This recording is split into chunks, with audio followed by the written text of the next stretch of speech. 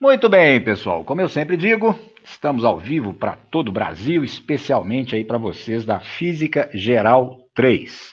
Hoje, então, segunda parte do nosso assunto potencial elétrico. E hoje o que a gente vai fazer? O que nós vamos fazer hoje é calcular o potencial para caso específico. Esse caso específico é o campo de uma carga pontual. E nós vamos fazer isso, primeiramente, para mostrar como é possível calcular o potencial de um ponto, especificamente de um, sem ter que medir a energia potencial armazenada no campo quando se coloca lá uma carga de prova, certo? Então, nós vamos fazer isso usando exatamente a relação geral que define potencial e diferença de potencial elétrico que nós obtivemos na última aula, que é exatamente a relação número 9. O que nós lemos aqui? Variação de V, diferença de V, diferença de potencial elétrico entre dois pontos de um campo. Então, veja aí, na imagem número 3, a gente tem uma carga pontual que cria campo no espaço à sua volta. Aí há três linhas de campo que o representam. Suponha que A seja um ponto mais próximo da carga e B um ponto mais distante, certo? Então, A tem um potencial elétrico que a gente poderia medir pela definição que eu fiz na aula passada, colocando-se nesse ponto A uma carguinha de prova e medindo a energia potencial que o sistema carguinha de prova Qzão armazena e dividindo esse valor por Qzinho, unidade de energia por carga. E a mesma coisa eu poderia fazer no ponto B. Essa seria uma maneira, teoricamente, de se obter os potenciais em A e em B, contabilizando a energia potencial por unidade de carga que se armazena nesses pontos quando você coloca uma carga de prova neles. Porém, embora isso seja teoricamente possível, em termos práticos é muito difícil de fazer. Por que é muito difícil de fazer? Porque essa quantidade de energia armazenada em condições usuais é muito pequena.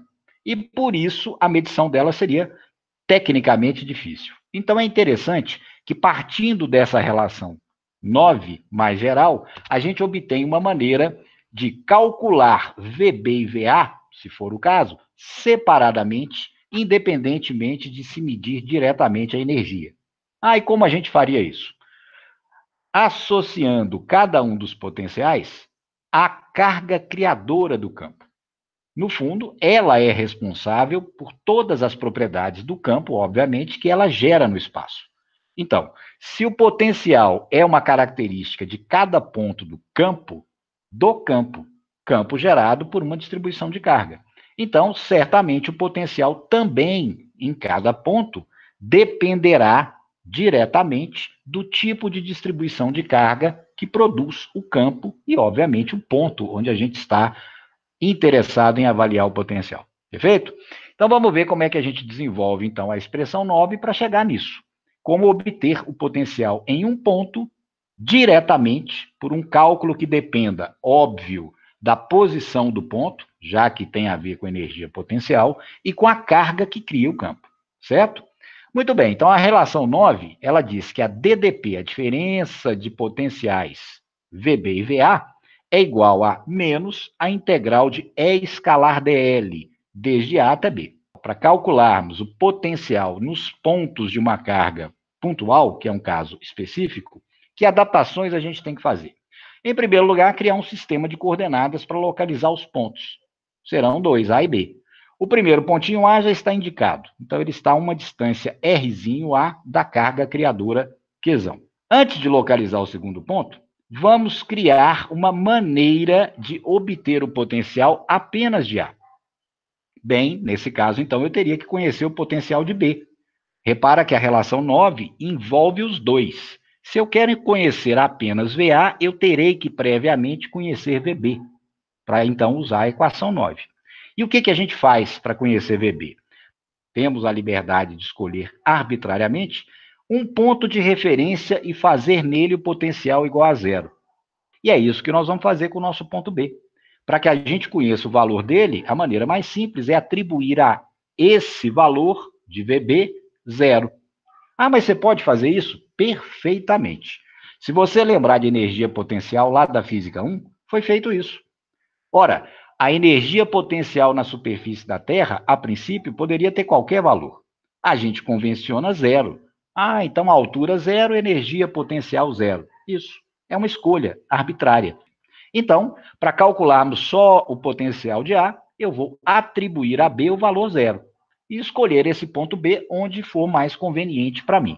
Nesse caso, o mais conveniente, é uma escolha que normalmente se faz, é escolher o ponto B como PR, ponto de referência, para o qual vai ser zero potencial, a uma distância bastante grande da nossa carga. Então, RB seria um valor tendendo a infinito, uma distância muitíssimo grande da carga A, um local onde a carga A exerce quase nenhuma influência.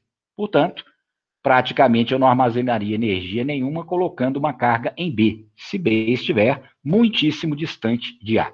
Perfeito? Então, para esse tipo de situação, quando o campo decai com a distância, a convenção é escolher o ponto de referência para o qual o potencial é zero, infinitamente afastado da carga.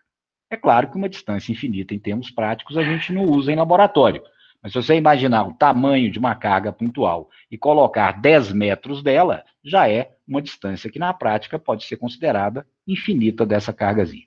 Mas do ponto de vista matemático, eu vou ter que trabalhar com essa integral considerando isso, que RB é um valor que tende para infinito. Muito bem. Então, utilizando a relaçãozinha número 9, teremos lá VB menos VA menos integral de A até B de E escalar DL. Então, agora, veja a construção que acabamos de fazer. Então, no nosso ponto B, por escolha arbitrária, por convenção, o valor do potencial dele é tomado como zero. Então, teremos 0 menos VA menos integral de E escalar DL de A até B.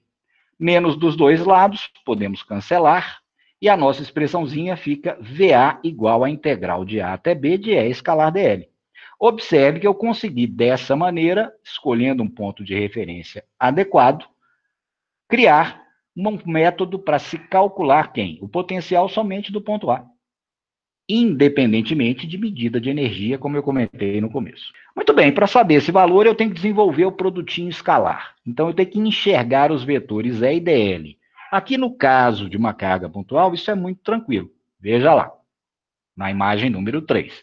Então, se eu tomar A e B sobre uma linha de campo, que é radial, o campo elétrico está exatamente sobre essa linha, certo? E o DL, como sempre, é um pedacinho de caminho, ou seja, é um elemento diferencial de comprimento, com o sentido da linha de campo naquele local onde eu estou estudando. E o valor do DL, nesse caso, é DR, já que as coordenadas que eu estou utilizando são coordenadas radiais. E é isso que eu vou substituir aqui. Então, o que vai ficar para E escalar DL? E e DL têm mesma direção e sentido. Portanto, produtinho escalar E vezes DL, cosseno do ângulo entre eles. Nesse caso, cosseno de zero é 1. E o DL, como eu acabei de dizer, tem módulo valor desse comprimento, é dr. E, nesse caso, os limites de integração serão de RA até RB, como fica na nossa expressão. Então, VA será igual a integral de RA a RB. Quem é o valor de E? Observe que o campo elétrico é gerado por quem? Carga pontual. Então, nós já o conhecemos desde antes. Então, K0, Qzão sobre R2. Esse é o campo gerado pela carga pontual. Então, resolvendo-se essa integral, a gente obterá o valor em volts do potencial gerado pela carga no ponto A específico. Como desenvolver essa integral? Em primeiro lugar, percebendo, tendo constantes aí no integrando, as constantes deixam integrando, K0 e Q, e a nossa integração será 1 sobre R2 dr. É uma integral tranquilinha. Por que é tranquilinha? Porque R2 é R elevado a menos 2. Qual será o resultado da primitiva? R elevado a menos 2 mais 1 sobre menos 2 mais 1. Isso vai resultar em quê? K0, que é a constante, e aí a gente vai ter menos 1 sobre R. Então, lembra? R elevado a menos 2, o que dá a primitiva? Menos 2 mais 1 dá menos 1, R a menos 1. Dividido por menos 2 mais 1, que é menos 1. É esse menos que está aqui, certo? Então, essa é uma integralzinha direta de fazer. E os limites de integração RB e RA. Substituindo os limites, teremos, então, esse menos aqui, da primitiva, ó, puxei para a esquerda dos termos do produto. Então, K0Q, primeiro limite de integração, RB, 1 sobre RB, menos o segundo, 1 sobre RA. Agora, lembremos, o ponto B foi escolhido como ponto de referência para o potencial, onde? Infinitamente afastado da nossa carguinha. Então, RB é um valor que tende a infinito. Muito bem. Quanto dá 1 sobre RB no limite em que RB tende para infinito? 1 sobre infinito, 0. Então, teremos menos K0Q, 0, que é 1 sobre RB tendendo a infinito, menos 1 sobre RA. Menos vezes menos dá mais. E obtemos, então, que VA será K0Q sobre RA. Uma expressão extremamente simples para se obter o potencial em um ponto, sem ter necessidade de se medir diretamente a energia potencial acumulada lá quando você colocar uma carga de prova. Exatamente o que eu prometi. Então, podemos generalizar. Campo de carga pontual. Para uma distância R qualquer. Então, o ponto pode estar em qualquer lugar a uma distância Rzinho da nossa carga criadora.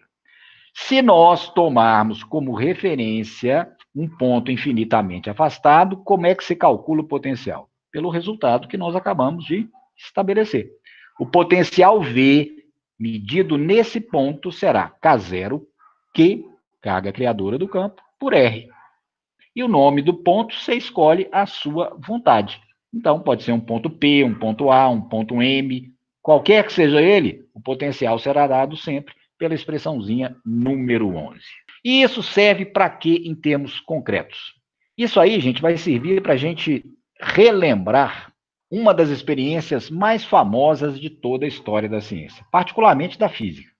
É uma experiência realizada no começo do século XX e que vai permitir o conhecimento definitivo da estrutura atômica. É o famoso experimento de Rutherford. Em suas célebres experiências de 1906, que levaram à descoberta do núcleo atômico, Rutherford bombardeou uma fina folha de ouro. Detalhe: a carga de cada núcleo de átomo de ouro é igual a 79 cargas elementares. Perfeito? Então, o núcleo de ouro tem 79 prótons na sua composição. E ele bombardeou esses núcleos de ouro com partículas alfa. Qual a carga elétrica de cada partícula alfa? Formada de 2 prótons e 2 nêutrons. Carga de 2 prótons, então é mais 2E. E essas partículas alfa eram produzidas por uma fonte radioativa, fonte de polônio, de rádio. Então, o experimento dele utilizava fonte radioativa para disparar partículas alfa contra uma lâmina de ouro, certo? E notou no experimento que algumas dessas partículas chegavam a ser refletidas para trás. Então, imagine você, partícula alfa lançada contra a folha de ouro, e ele observou experimentalmente, através de um processo de cintilação, que as partículas alfa eram rebatidas de volta. Isso é um resultado absolutamente fenomenal, certo? A energia cinética inicial das partículas alfa era de 7,68 MeV. Atenção, essa é uma unidade muito usada em física atômica, elétron-volt, certo? É uma outra unidade de energia. E, é claro, ela tem aqui, como eu vou comentar daqui a pouquinho, relação com Joule, perfeito? Então, aqui a gente lê 7,68 mega elétron-volts, certo? Abreviadamente, MeV. Mega, 10 a 6. Considere uma colisão frontal entre uma partícula alfa e um núcleo de ouro, na qual ela é retroespalhada. Isso é um termo de física experimental. Quer dizer que ela vai e volta com 180 graus. Bate e volta. Nesse caso, obtém a distância de mínima aproximação entre as duas partículas carregadas, ou seja, núcleo de ouro e a partículazinha alfa. Qual é a distância mínima a que a partícula alfa chega do núcleo de ouro? Esse dado foi fundamental para o Rutherford desenvolver o modelo e a gente ter noção do tamanho do núcleo atômico. Rutherford estimou que o raio do núcleo devia ser da ordem dessa distância. Bom, para chegarmos a esse valor, adote 1 MeV, 1 mega elétron-volt, vale 1,6 vezes 10 a menos 13 joules. Tá vendo? É uma unidade conveniente por isso. Já que as energias nesse tipo de situação física são muito pequenas, então você cria uma unidade mais conveniente, né, para escrever os valores da energia e converte conforme necessário. O valor da carga elementar, já conhecemos, 1,6 vezes 10 a menos 19 coulombs. Muito bem, então vamos ver como é que o Rutherford montou fisicamente a solução desse grande problema experimental. Aí na imagenzinha número 3, nós vamos simular, fazer uma animaçãozinha, para você perceber fisicamente o que acontece. Então, à esquerda, o que temos? À esquerda temos a partícula alfa, aqui representada por essa bolinha com carga positiva, certo? Então, veja lá, carga da partícula alfa. À direita temos um núcleo de ouro, certo? Um núcleo de ouro. E aqui eu estou representando por uma esfera com uma carga a mais para indicar que a carga total do núcleo de ouro, QAU, é positiva. As grandezas físicas envolvidas nessa situação. Qual é a primeira? A primeira é a posição da partícula alfa em relação ao núcleo de ouro. Qual é a distância a que essa partícula alfa está do núcleo de ouro? Como eu comentei antes, pelas dimensões de partícula alfa e do único núcleo de ouro, obviamente que essa distância no laboratório é enorme. Se você colocar a fonte de partículas alfa a uma distância de 20 centímetros da folha de ouro, essa distância na escala que está na figura, na escala nuclear, ela é infinita. Então, eu estou chamando de RI. Então, a distância inicial da partícula alfa ao núcleo de ouro pode ser considerada matematicamente infinita. Segunda coisa que eu tenho que conhecer.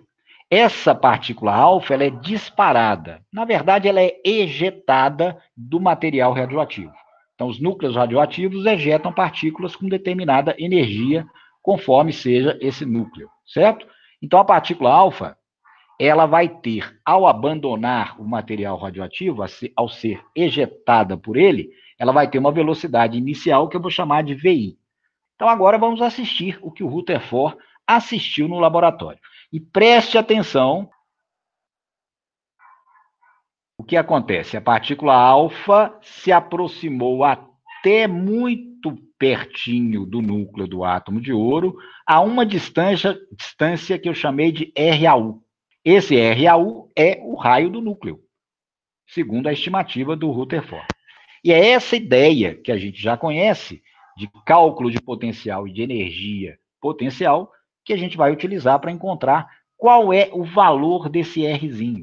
Para isso, então, já que é um problema que envolve energia, uma vez que a gente conhece a energia cinética dada inicialmente para as partículas alfa, eu vou começar da relação número 10.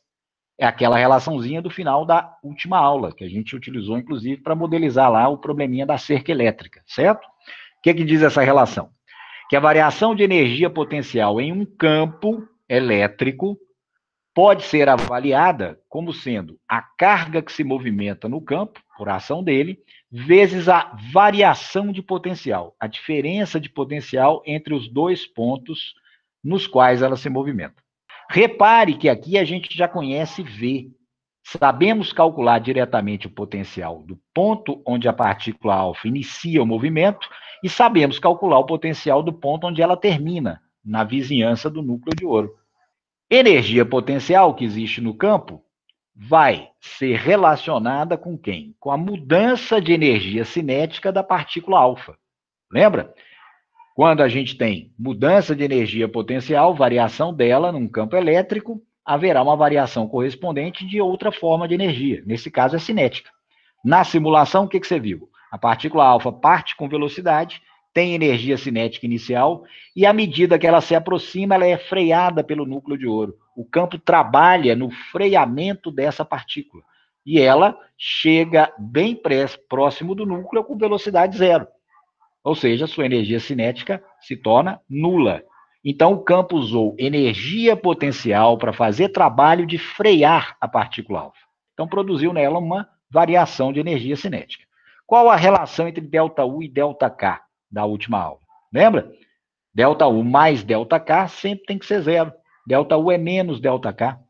Então, podemos escrever que ΔU é menos ΔK que é igual a K0, ΔV, diferença de potencial. Então, um menos o outro.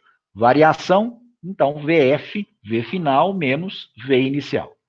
Quem são os potenciais VF e VI? Então, preste atenção. Pi inicial, onde a partícula alfa inicia o movimento em direção ao núcleo. Então, VI é nesse local, potencial nesse local. V final, potencial final, é no momento em que ela se aproxima ao máximo do núcleo. Exatamente nesse segundo ponto. Muito bem. E o ΔK? Para obter o ΔK, nós precisamos, então, dos potenciais VF e VI. O VF pertinho do núcleo será, expressão que a gente acabou de obter, K0, carga do núcleo de ouro, que é quem cria o campo nesse local, pela distância do ponto até o centro de carga. Nesse caso, essa distância é exatamente o raio do átomo de ouro. E o VI, como eu também comentei, potencial no ponto inicial, que está infinitamente afastado do nosso núcleo de ouro, é zero, né? Pela convenção que a gente estabeleceu. Então, agora nós vamos substituir VF, VI na expressão de energias e o ΔK, que é K final menos K inicial. Então, veja lá, ΔK é K final menos K inicial, energia cinética final menos inicial, carga da partícula alfa, que está sendo deslocada dentro do campo, VF, potencial no ponto mais próximo, menos VI, potencial no ponto mais distante, onde ela começou, zero. Energia cinética. Veja que ao chegar pertinho do núcleo, ela para momentaneamente. Então, energia cinética final, zero. E aí a gente terá, ó, menos, menos, ainda mais. Então, K inicial, energia cinética inicial da partícula alfa, igual a K0, QQ, vamos colocar juntos aqui num produto só, carga alfa, carga ouro, sobre R ouro. Né? Menos zero, então eliminou. Então, nós vamos isolar Rzinho, que é exatamente o que a gente quer conhecer. Teremos o Rzinho, K0, carga alfa, carga ouro, dividido pela energia cinética inicial com que as partículas são lançadas em direção ao núcleo. Todos os valores aqui a gente conhece. Então, substituindo, teremos K0 é 9 vezes 10 a nona, carga da partícula alfa lá do comecinho, 2 vezes a carga elementar, 2 vezes 1,6 vezes 10 a menos 19, carga do núcleo de ouro, 79 prótons, então vezes a carga de cada um deles, dividido pela energia cinética, que é fornecida à partícula alfa no início. Substituindo, a gente vai encontrar que o raio do núcleo de ouro medido pelo Rutherford é 3 vezes 10 a menos 14 metros. Então, com esse modelozinho, se obteve um dos resultados mais importantes da ciência moderna.